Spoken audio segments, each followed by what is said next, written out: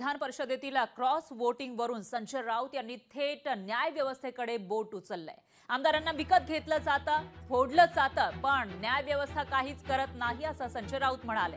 Cross वोटिंगवर कुणाचंच नियंत्रण का नाही असा सवालही त्यांनी उपस्थित केलाय। तर न्याय व्यवस्था केंद्र सरकारच्या दबावाखाली काम करते असं राऊत म्हणाले। एका पक्षाच्या तिकिटावर निवडून यायचं आणि दुसऱ्याला मत असं सगळं सुरू आहे, पण न्याय व्यवस्था सुनावणीच घेत नाही हे आपलं दुर्दैव असल्याचं राऊत म्हणाले।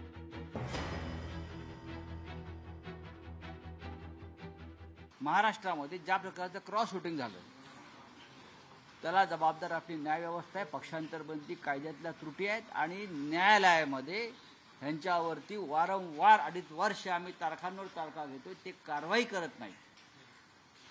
त्याच्यामुळे यांची भीती चेपलेली आहे।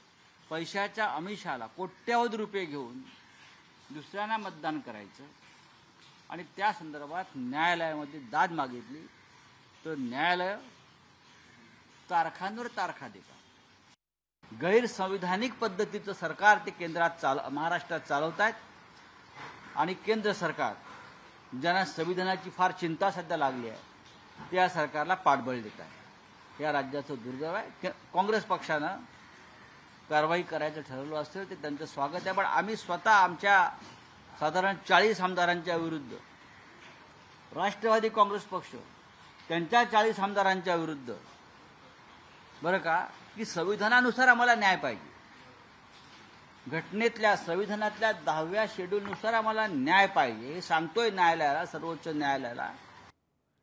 तर यावर भाजपचे आशिष शेलार आणि काँग्रेसचे बाळासाहेब थोरात यांनी काय प्रतिक्रिया दिली आहे तेही बघूया। मला वाटतं संजय राऊत यांना स्वप्न पडतात ती पूर्णपणे दाऊदी स्वप्न पडत असतील आणि या दाऊदी स्वप्नात राहणारा माणूस खंडणीखोर, आकडेबाजी, गुंडागर्दी यापेक्षा दुसरा विचारच करत नाही। आणि याची दुसरी बाजू अशी आहे की संजय राऊत काँग्रेसला विकाऊ पक्ष म्हणतात। काँग्रेस हा फुटणारा विकाऊ पक्ष आहे हे संजय राऊत यांचं स्टेटमेंट काँग्रेसवर आहे, काँग्रेसच उत्तर द्यावं। हे काय आम्हाला माहित नाही, काही लोकांचं क्रॉस वोटिंग झालं इथं आम्ही मान्य करतोय। आम्हाला काही निष्पत्ती त्याच्यात आलेली आहे, आम्ही अहवाल तो दिल्लीला दिलेला आहे, योग्य निर्णय योग्य वेळी होईल। लोकशाही मराठी ऐका, पहा, जागरूक रहा।